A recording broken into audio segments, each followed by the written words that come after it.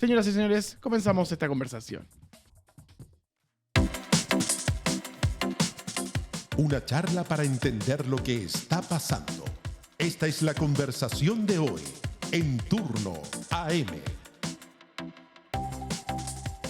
En esta mañana de Turno AM nos encontramos con Ángel Valencia, quien es el fiscal nacional del Ministerio Público desde enero del año 2023, cargo que ocupará por un periodo de 8 años hasta el 2031. Es abogado de la Universidad de Chile, tiene un máster en litigación oral de la Escuela de Leyes de California, también tiene experiencia como litigante y profesor de Derecho Penal y trabajó en la implementación de la reforma procesal penal en el Ministerio de Justicia y en el propio Ministerio Público. Muy buenos días. ¿Cómo se encuentra esta mañana? Muy bien, muchas gracias. Oye, muchas gracias por la invitación. No, gracias por estar acá esta mañana junto a nosotros, Nicolás, Josefa y conmigo. Como bien sabemos, en enero ya se van a cumplir 3 años desde que fue elegido como fiscal nacional. Usted antes era abogado, venía desde afuera, que no formaba parte del Ministerio Público en ese entonces. Y cuando llegó, ¿la fiscalía era lo que usted se esperaba? ¿Cómo fue ese choque al entrar a la institución? Estaba un poquito peor de lo que pensaba, para ser franco. La verdad es que el diagnóstico que teníamos es que la fiscalía estaba varada, un poco empantanada, podríamos decirlo. Pero cuando entramos nos dimos cuenta que estaba un poquito peor que eso, necesitaba un poco más de estructura. Pero en estos 3 años hemos trabajado bien duro. Hemos puesto el esfuerzo que implica sacar un animal grande de un pantano. Un camión grande en el barro. Tenés que darle un empujón grande para poder sacarlo, ¿no? Y después de eso, tú puedes aprovechar la inercia, ¿no? Pero al principio hay que darle un empujón fuerte. Y eso fue lo que tuvimos que hacer. Claro, y uno de los temas más grandes que tuvo que enfrentar la Fiscalía desde que usted tomó el cargo fue la irrupción en Chile del crimen organizado y específicamente el Tren de Aragua. ¿Cómo fue que lo descubrieron? ¿Cuándo fue la primera vez que escuchó hablar de esta organización acá en nuestro país, Chile? Sí, y lo que pasa es que estaban hace rato. O sea, estaban hace rato. Si usted ve uno de los principales líderes del Tren de Aragua, que es una organización, si de repente la tengo un poco más de la cuenta y digo cosas que son obvias, avísenme. ¿Okay? Nos encanta lo obvio porque para nosotros las noticias son didácticas. Ya, perfecto. Ahí, una de las organizaciones, quizás la principal que opera en Chile extranjera, se llama Tren de Aragua. Y el Tren de Aragua surge en una cárcel en Venezuela. ¿Okay? Hoy día, una de las características principales del crimen organizado en Sudamérica, que es un problema regional e incluso más, es un problema global, el crimen organizado internacional. Hace poco había un plan para matar al fiscal de Bruselas por el crimen organizado que lo detectaron. O sea, es que esto te quiero decir que también hay problemas en el paraíso. ¿Okay? Claro. Uno de sus fundadores es un sujeto que se llama Larry Álvarez, que su apodo es Larry Changa. Larry Changa había estado aquí instalado antes de la pandemia. Ellos estuvieron hace mucho rato. El fiscal Mario Carrera, que es el fiscal regional de Arica, que ha hecho un trabajo muy importante desbaratando una banda que se llama la Banda de los Gallegos en Arica. Uno de sus principales hallazgos es que cuando aclararon los crímenes que estaban cometiendo los gallegos, constataron que en realidad ellos obedecían en sus intentos de desplazar a otra banda, que era la banda del Tren del Coro, que operaba también en Arica. Normalmente es la dinámica criminal del Perú contamina Arica más que la dinámica del resto de Chile hacia el norte. ¿Okay? Y ocurre que el Tren del Coro operaba hace muchos años y nadie los había detectado. Entonces, con eso lo que te quiero decir es que, claro, efectivamente entramos, pero nosotros sabíamos ya que había algo y cuando postulé al cargo de fiscal nacional. Claro, y todo cambió cuando usted Dije, inició en este nuevo cargo. O sea, todo cambió. Yo diría que lo que hicimos fue visibilizarlo. Lo visibilizamos. Porque cuando postulé yo dije, yo me voy a hacer cargo de esto. O sea, vamos a asumir que aquí tenemos un problema en el crimen organizado transnacional y vamos a darle duro. Y también con la corrupción en los municipios. Dijimos. Ahora, después resulta que la realidad es bien creativa. El guionista se te pone creativo y empieza a agregarle Sí. elementos adicionales, pero abordamos ese problema que creíamos que estaba invisibilizado. Y en esa creatividad, ¿cómo fue que lo descubrieron? ¿Pasó algo sorprendente? No, lo que pasa es que hay varias cosas. Primero dijimos aquí le vamos a poner recursos y vamos a preocuparnos de esto. O sea, el día 1 yo me fui a Cuyipulli y el día 2 partí para Arica. O sea, dijimos aquí vamos a escuchar a los fiscales, vamos a ir a terreno, vamos a ponerle recursos, vamos a poner la billetera institucional, el presupuesto institucional, dónde están los problemas, trasladamos 2 fiscales nuevos a Iquique, hicimos un plan especial en Alto Hospicio para aclarar los homicidios en la zona, a consecuencia de eso surgió el proyecto ECO, hicimos una serie de cosas para enfrentar quizá el principal problema que tenía la Fiscalía, que era una Fiscalía encastillada, que entendía que su rol era básicamente tramitar causas, tramitar procesos penales, pero no hacer una orientación de ese trabajo en función de la realidad criminal de cada lugar. Usted me va a decir, eso es como absurdo, pues es como un hospital que se preocupa de los enfermos, pero no está mirando cuáles son las enfermedades Claro. del contexto, pero nosotros nos pareció que teníamos que insertar eso. No es fácil, ¿eh? Esa cuestión no es sencilla porque hay una paradoja permanente. ¿Cuál es la paradoja permanente? Que nosotros, como ustedes han visto en el último tiempo, tenemos que perseguir la corrupción pública y eso nos obliga a mantenernos a cierta distancia, que evite los conflictos de interés. Por ejemplo, oiga, pero usted está persiguiendo la gobernación de X región y esa gobernación les puso vehículos blindados para perseguir los homicidios. Esa cuestión, ¿cómo te...? Tienes que buscar una forma, que te permita cooperar, insertarte en el Estado, pero mantener tu autonomía. Implica tomar algunos riesgos, pero es indispensable. Fiscal, ¿sabe? Yo le preguntaba sobre el tren de Aragua, porque acá en el equipo, y me gustaría que usted me lo confirmara, tenemos la información de que todo se supo por una red de prostitución donde una de las chicas lo denunció, este hecho. Sí, mire, efectivamente parte a propósito de la investigación de una red de trata de personas, ¿okay? De explotación sexual de mujeres. ¿Okay? Pero el tren de Aragua es mucho más que eso. ¿Okay? O sea, es el hilo que te permitió tirar eso. Mira, uno de los problemas quizás más interesante cómo vamos descubriendo esto. ¿Okay? Ocurre, cuando yo llegué, el fiscal nacional Abbott había decidido de que la investigación del tren de Aragua en Chile la iba a ver la Fiscalía de Tarapacá. Claro. ¿Okay? En la medida que fueron pasando los meses, nos formamos la convicción de que habían llegado hasta Puerto Montt. O sea, entonces algo que se pensaba que era un problema del norte, los hechos te mostraron que estaba a lo largo de todo el país. Pero les quiero contar algo, y por supuesto ustedes que trabajan en comunicaciones. Cuando en los 70, en los 60, en los 80, ¿okay? En Italia comienzan a perseguir, ¿okay? Decididamente y con mucho coraje a las organizaciones mafiosas en el sur y en Sicilia. ¿Okay? Las bandas a los que primero creen son los periodistas y a los comunicadores. Hay un libro que se llama Gomorra. Las emprenden contra los comunicadores porque lo que se sostenía es que esto era un mito, era una leyenda urbana, que realmente esas organizaciones no existían. Y primero les emprenden contra ellos, después les emprenden contra los policías, después les emprenden contra los jueces y fiscales. ¿Okay? Pero no es extraño, ¿okay? Que operen de manera subterránea y que los detectemos solo después. Mira, en Italia, me contaban un tiempo atrás, que detectaron que ustedes conocen el negocio de las extorsiones, ese negocio que te dice, oye, me preocupo de que no te pase nada. ¿Ah? Si me pagas, yo te protejo mejor que la policía. Por supuesto, eso lleva la amenaza de que si no me pagas, yo me encargo de que te pasen cosas. Claro. O sea, págame a mí para que no te pase nada. Y después eso fue variando a empresas de seguridad, para formalizarlo, para poder, como cada vez el negocio crece. Entonces crearon empresas formales de guardias de seguridad para fracturarte la protección. No, es increíble. ¿Ya? Y contrataron que una de esas empresas trabajara para el Poder Judicial en Italia. Bueno, digamos que... Planteémonos que la realidad italiana es bastante más deforme. Ya, con eso te quiero decir que hasta las policías más experimentadas, hasta los sistemas de investigación más sofisticados, que a veces no advierten esas cosas, claro, que pasan de manera muy subterránea. Entonces, no es que seamos lesos, ¿cachai? Lo que ocurre es que, claro, de repente hay verdades tan brutales que te cuesta aceptar, pero hay que tomarlo y hay que escuchar a la gente, porque también si te están diciendo, en el norte estaban desesperados, te estaban diciendo que si tienes este problema hay que hacerse cargo. Entonces, en ese sentido, en torno a lo que nos está relatando, ¿usted siente que su gestión ha sido mejor que la de su predecesor, Jorge Abbott? Mira, yo creo que el tiempo lo va a decir. No es justo que lo diga yo, estoy demasiado cerca.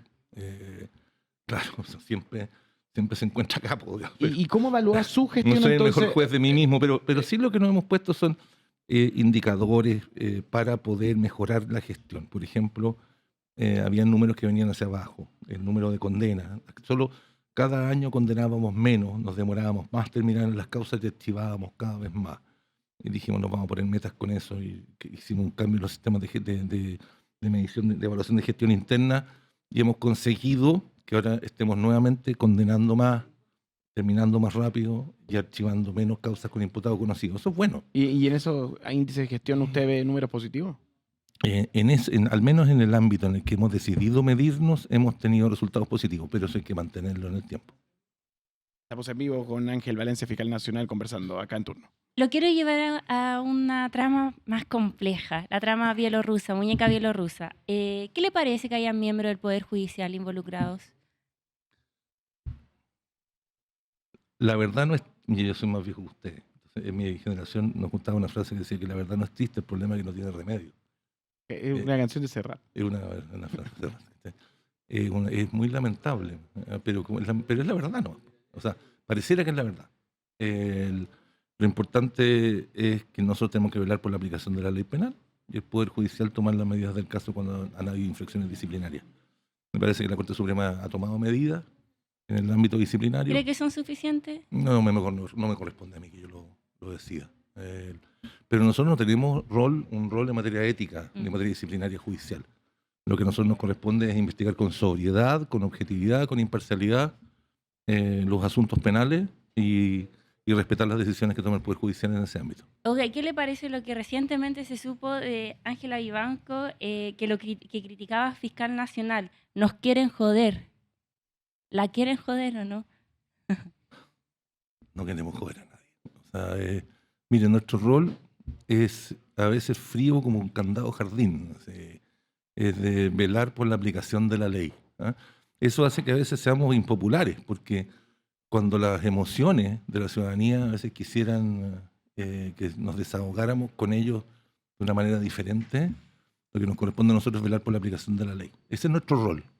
Este asunto no es personal, es absolutamente, funcionario. Tenemos que hacerlo dentro de los límites de la ética. Y las críticas, miren, inconsistencia y errores, vulneración del principio de objetividad, desprolijidad y falta de diligencia, show mediático, esas son algunas de las críticas a la Fiscalía. ¿Qué le pasa a usted con eso? Que cuando uno escucha afirmaciones tan graves se preocupa por supuesto no puede quedar indiferente, tiene que ver quién las dice, por qué las dice, cuál es el fundamento de hecho de aquello, y si tiene algún sustento tomar medidas, si no los tiene, entender las razones por las cuales se profieren esos comentarios. Y eso es lo que corresponde. Yo entiendo que a veces esas cosas se dicen por parte de personas que tienen intereses involucrados y hay que tomarlos como de quien viene. Otras veces cuando vienen de un magistrado hay que tomar en consideración por qué te lo está diciendo. Uno no puede ser sordo en eso. Bueno, estamos con el fiscal Ángel Valencia en esta mañana de Turno AM. Queremos agradecerle por estar acá con nosotros. Y sabemos que en estas últimas semanas hemos visto que han encabezado en los titulares la ley del presupuesto. ¿Ha seguido esta discusión del presupuesto? Todo lo cerca que la ley me permite, porque lamentablemente nosotros no tenemos autonomía presupuestaria. Entonces dependemos de la propuesta presupuestaria del Ejecutivo y luego se la aprueba o no la aprueba el Congreso. Claro, efectivamente. Y eso nos limita a veces demasiado. ¿Y qué le parece el presupuesto asignado por el gobierno para la Fiscalía? Mira, tenemos un problema grave. El presupuesto del próximo año, si se aprueban los términos que viene propuesto, es un presupuesto austero. No se aprobaron los fondos que pedimos para inversión, y quizá un poquito más delicado, tampoco los fondos que pedimos en su totalidad para protección de víctimas y para protección de fiscales y funcionarios. Pero con lo que se proponen podemos funcionar. Lo que más nos preocupa en el marco presupuestario y saliendo de la ley de presupuesto es el problema de la ley de fortalecimiento, los funcionarios que tenemos, la cantidad de fiscales con los que contamos y de profesionales y funcionarios de apoyo. Ese es un proyecto de ley distinto. ¿Por qué eso sería un problema para bajarle la información de manera sencilla a la gente que nos está viendo en casa? Porque en Chile, mira, tenemos el equivalente más o menos como a 3,7 fiscales cada 100.000 habitantes. En Suecia tienen 10. El promedio asiático y el promedio africano es como de 6 cada 100.000. Nosotros tenemos 3,7. ¿Okay? Eso significa que la cantidad de fiscales que tenemos para enfrentar el trabajo es muy pequeña. ¿Eso en qué impacta? No es solo un tema de carga de trabajo, sino que impacta por la carga de trabajo en la posibilidad que tenemos de destinar más fiscales a la tarea cotidiana. Mira, y dentro de eso, darles dos ejemplos. Tenemos la expectativa de poder crear fiscalías de género y de violencia intrafamiliar y delitos sexuales en todo el país. Ese es el proyecto que hemos presentado, que considera este plan de fortalecimiento. Que hoy día no tenemos unidades especializadas de esa naturaleza en todas las regiones, porque no tenemos gente suficiente.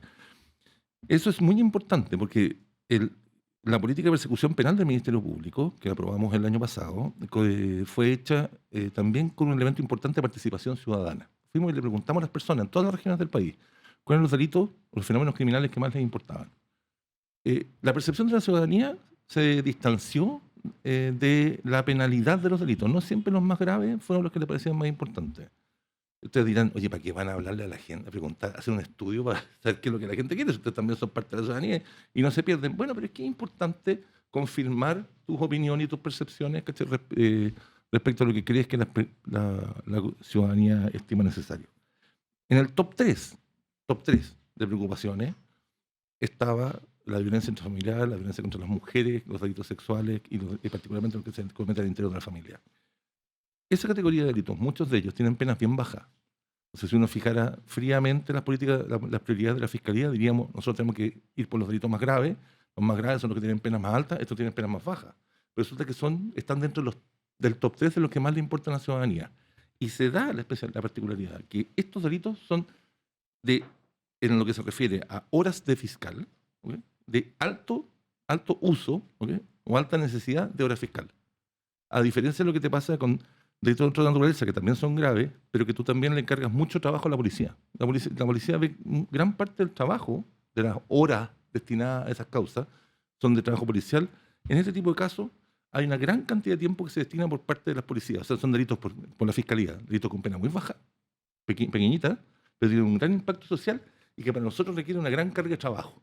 Para eso necesitamos más gente. Porque si no nos vemos forzados a archivar más de lo que quisiéramos o a destinarle más tiempo de lo que la gente espera por priorizar los delitos más graves, el Tren de Aragua, etc. Necesitamos más gente. Es sumamente importante lo que menciona. Y por otra parte, fiscal, me gustaría llevarlo hacia otra arista, porque uno de los candidatos que pasó a segunda vuelta promete hacer recortes sustanciales al Estado, aunque no ha dicho dónde va a ser específicamente, de dónde va a sacar esos recortes.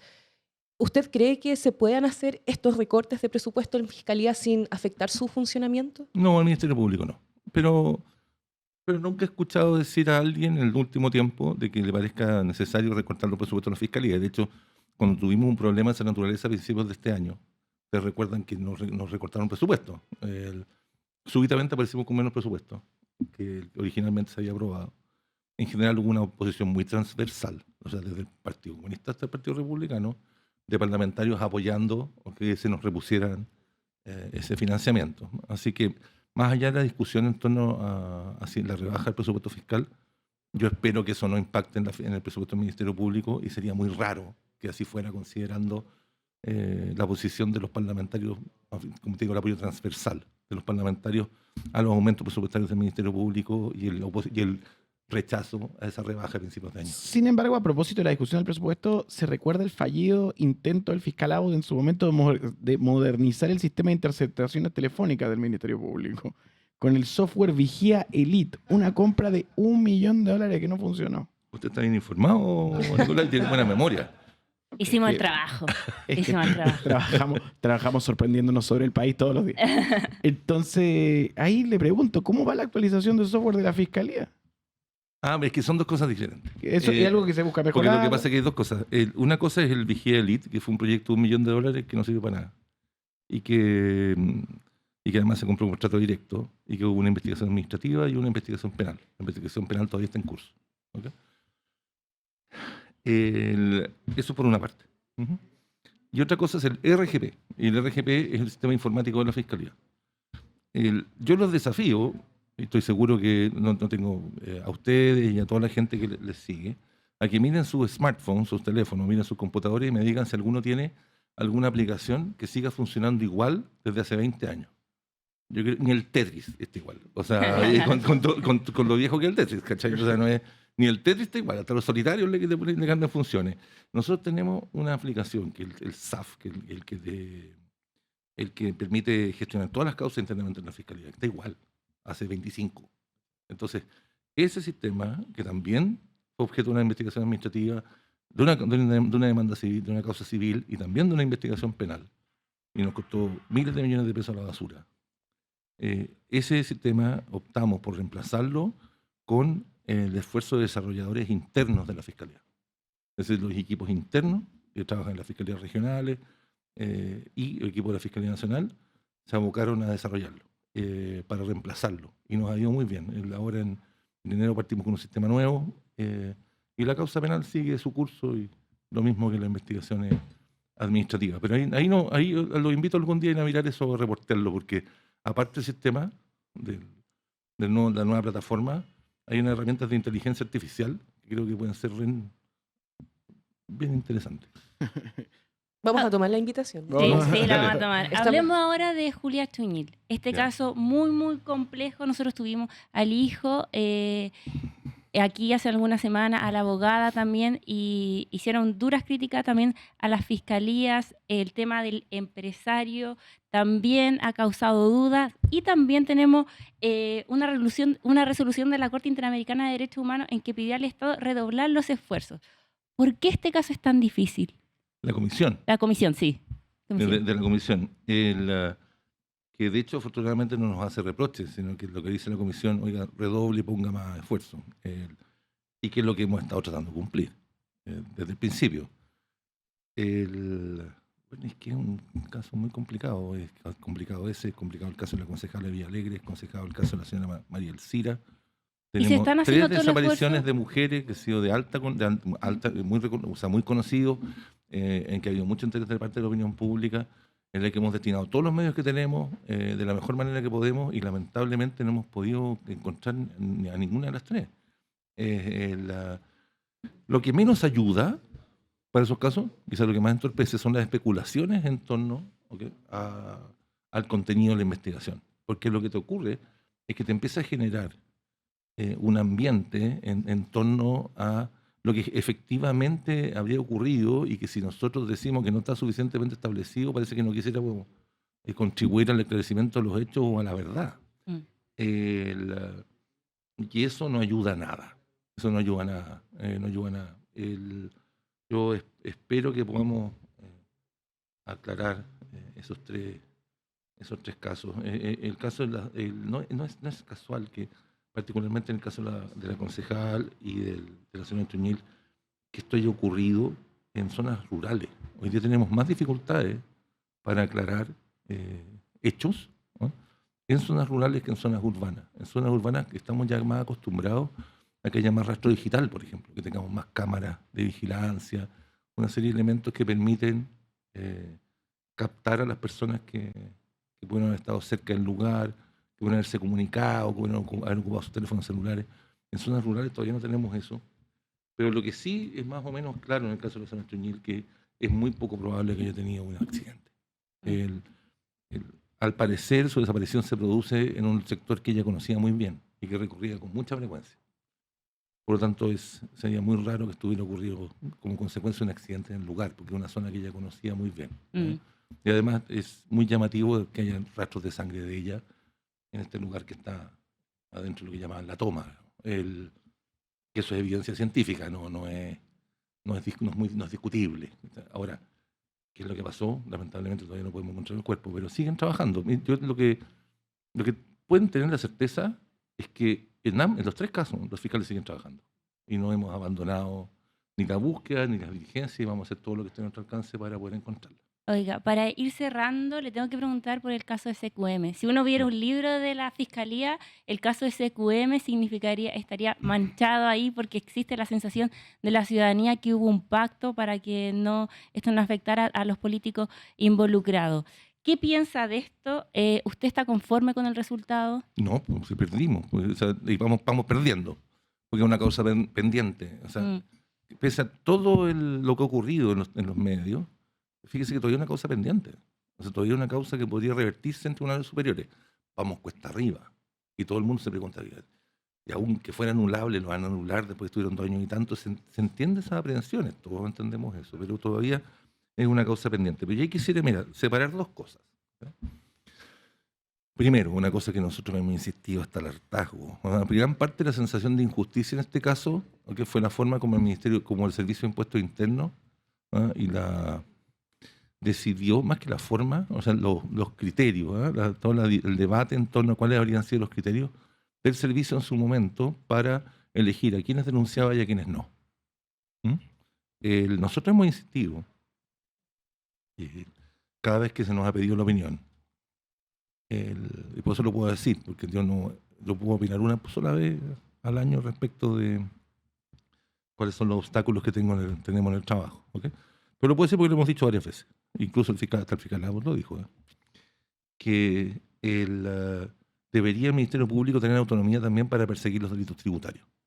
Y esto no depender simplemente de la autoridad del Poder Ejecutivo. Porque si no te pasan estas cosas. O sea, en algún momento el Servicio de Impuestos Internos decide perseguir por un delito tributario a Juan y decide no hacerlo respecto de María y de Pedro. Y tú te preguntas por qué. Bueno, es que el servicio tiene sus razones.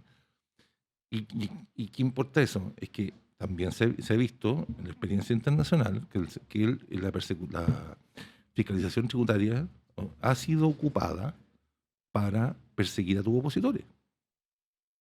Ese, por ejemplo, era uno de los reproches que le hacían a Nixon en Estados Unidos, que si tenía un problema con los opositores le tiraba la IRS, que es como el equivalente al Servicio de Impuestos Internos.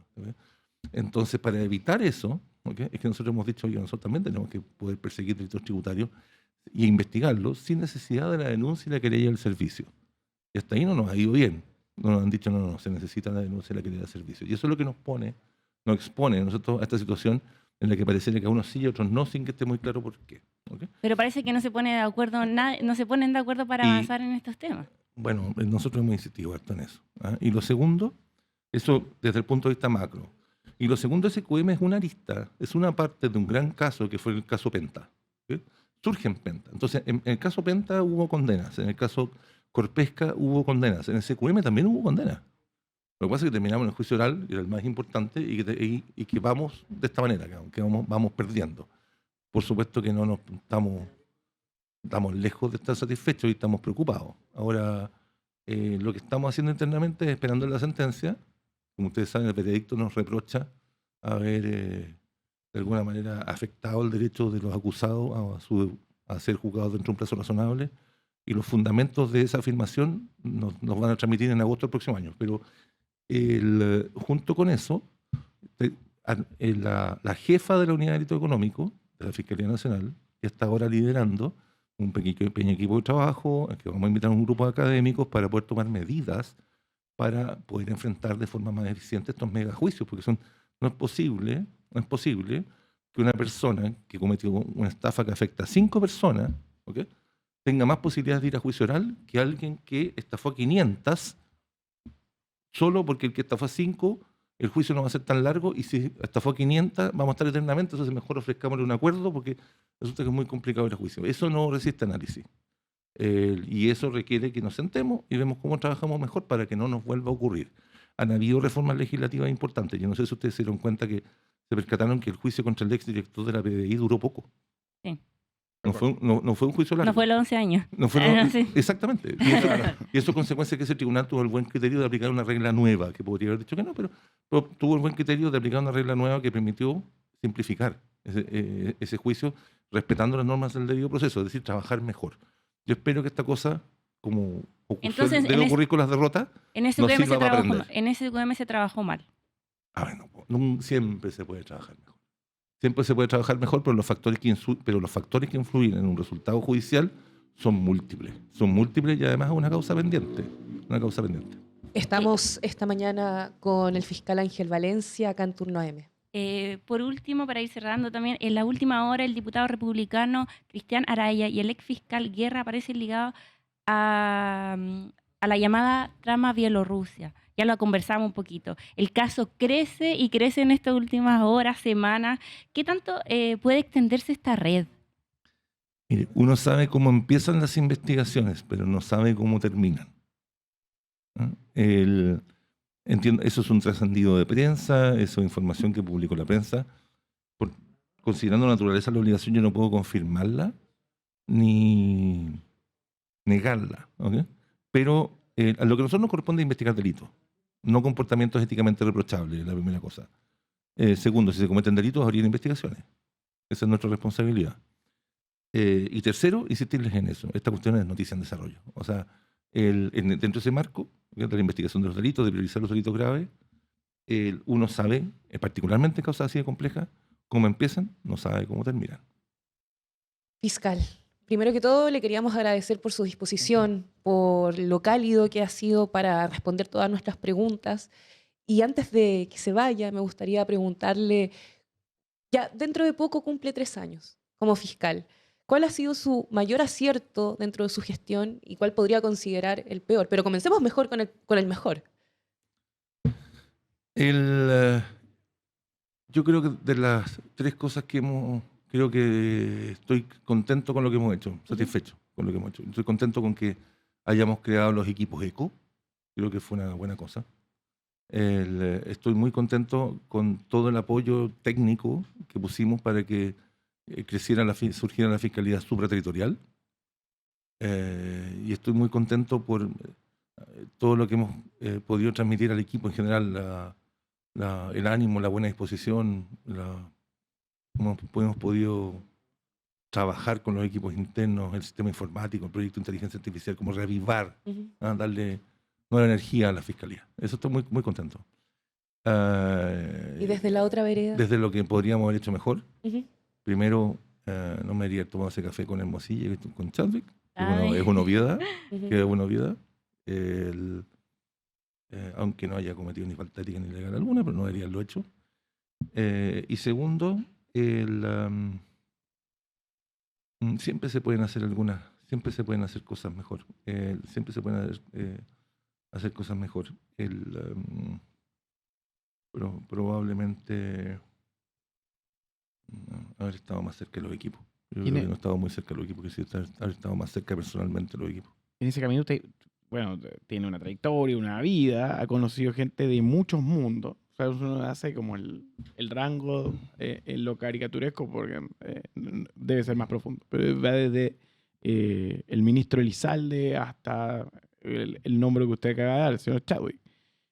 Llegada. Sí, pero es diferente. Teléfono. Que era el decano de la facultad donde hice clase 3 meses y por supuesto lo conocía antes, pero claro. En cambio con Álvaro nos conocemos desde que tenemos 18. O sea, es bueno aclarar. Pero la pregunta que quiero hacerle es, ¿qué le diría a sus críticos sobre esa capacidad y ductilidad de tener teléfono o que muchos dicen no es adecuado que un fiscal nacional tenga esa agenda? Ojo, es una crítica que existe, pero también se le podría dar a otras personas que tienen ese mismo escenario.